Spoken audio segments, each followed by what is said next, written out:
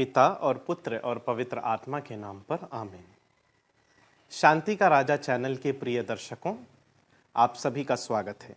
आज हम साधारण काल के 26वें रविवार के पाठों पर मनन चिंतन करेंगे। आज का पहला पाठ नबी एजेकिएल के ग्रंथ के 18वें अध्याय पद संख्याएं 25 से 28 में लिया गया है।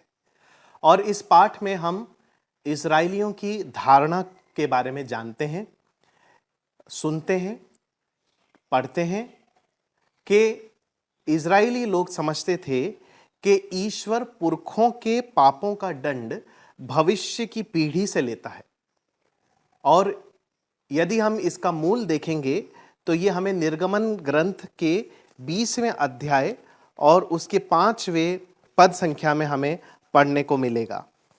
20वें अध्याय 5वां पद संख्या। प्रभु ने कहा, जो मुझसे बैर करते हैं मैं तीसरी और चौथी पीढ़ी तक उनकी संतति को उनके अपराधों का दंड देता हूं।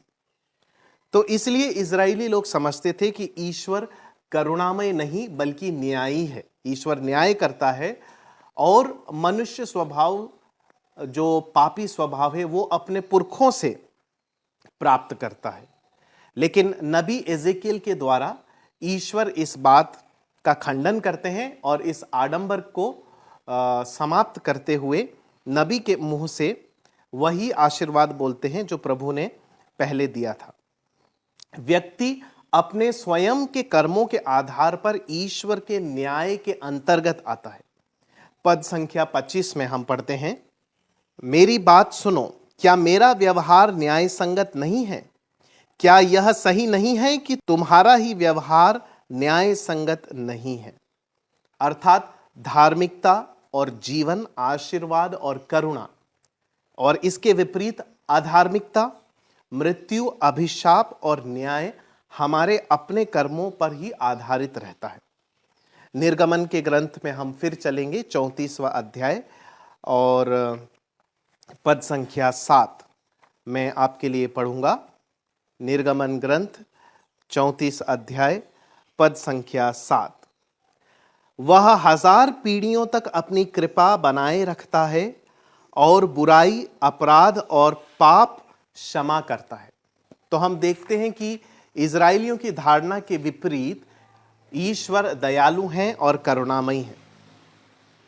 फिलिपियों के नाम संत पौलुस का पत्र 2 अध्याय पद संख्या 1 से 11, जो आज का पहला पाठ को आगे बढ़ाते हुए दूसरा पाठ है, इसमें हम संदेश सुनते हैं। संत पौलुस अपनी प्रस्तावना में लिखते हैं कि फिलिपी की कलीसिया उनकी प्रिय कलीसिया है, लेकिन उनके बीच दलबंदी, मिथ्याभिमान इत्यादि जो उस समय की व्याप्त बुराइयां थी, वो उनके बीच है। इसीलिए संत पौलुस उन्हें एक मूल मंत्र देते हैं। वो है पद संख्या 5 में, आप लोग अपने मनोभावों को ईसा मसीह के मनोभावों के अनुसार बना लें। अर्थात go back to the roots. अपने जो मूल सिद्धांत हैं, मूल शिक्षाएं हैं, उन पर वापस आप जाइए। और इसीलिए संत पौलुस आगे पद संख्या 6 से 11 में एक पौराणिक क्रिस्तीय गीत को बतलाते हैं जो संत पौलुस के पत्रों से भी अधिक पौराणिक है और ईसाइयों के बीच उस समय व्याप्त था। और इस पौराणिक क्रिस्तीय गीत का जो सार है वो है कि प्रभु ईसा ईश्वर थे, वे ईश्वरीय व्यक्ति थे, लेकिन फिर भी वे दीनहीन बने। अंग्रेजी भाषा में अनुवाद ही एम्प्टीड हिमसेल्फ, और यूनानी भाषा में इसका अर्थ और गहरा है। वे क्रूस पर मरे, आज्ञाकारी रहे, इसलिए ईश्वर ने उन्हें महान बनाया और सब नामों में श्रेष्ठ नाम उन्हें प्रदान किया कि सारी सृष्टि उनकी स्तुति और आराधना करे। प्रिय भाइयों और बहनों,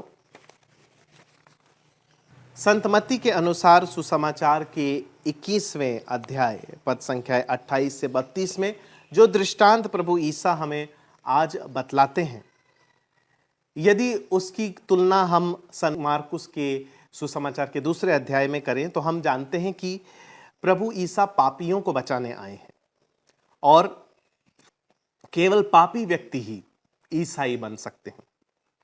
इसका कारण है पश्चाताप।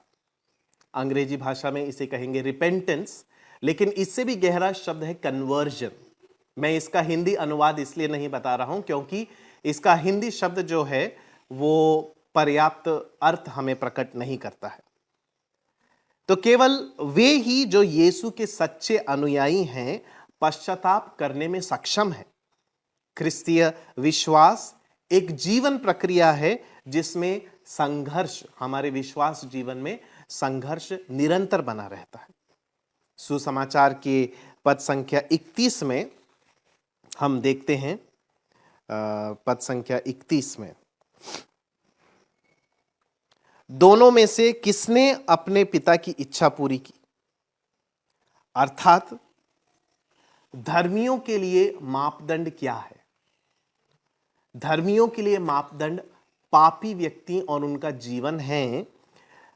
वे पापी व्यक्ति जिन्हें इस बात का बोध है, जिन्हें पता है कि वे पापी हैं, और ना केवल उन्हें पता है वे पापी हैं, वे पश्चाताप करते हैं और प्रभु के पास आ जाते हैं।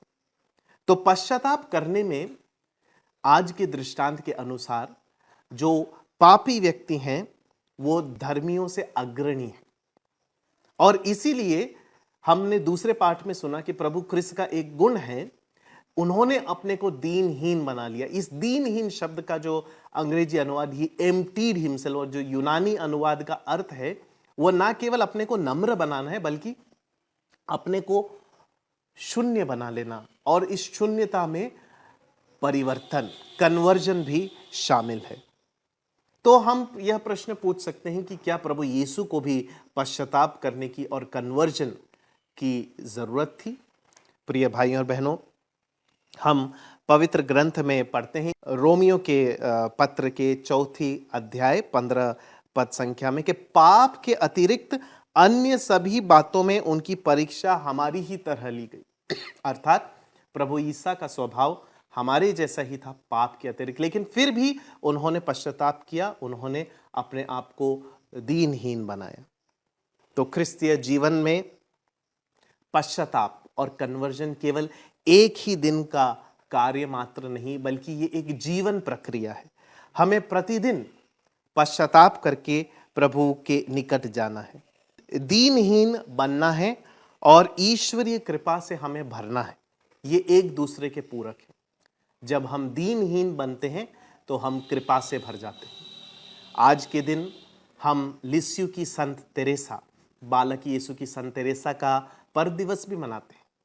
वे अपने आप को दीनहीन बनाई, उनकी एक मुस्कुराहट ने आध्यात्मिकता में 4 चांद लगा दी। अर्थात दीनहीनता हमें ईश्वर के पास लेकर जाती है और ईश्वर से हमारा मेल कराती है।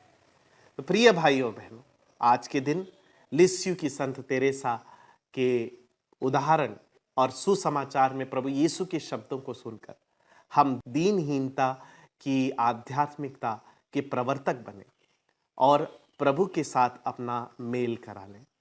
हम जानते हैं कि प्रभु दयालु हैं, प्रभु कृपालु हैं। एक विशेष प्रार्थना अनुरोध है हमारे संत पिता की ओर से कि धर्म सभा का जो पहला सत्र रोम नगर में प्रारंभ होने वाला है 4 अक्टूबर से, उसके लिए हम प्रार्थना करें।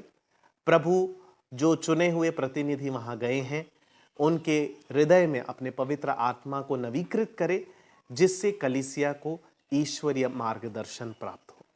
प्रभु के वचन को सुने और पढ़े जाने पर आप सभी को आशीर्वाद प्राप्त हो। पिता और पुत्र पवित्र आत्मा के नाम पर आमीन।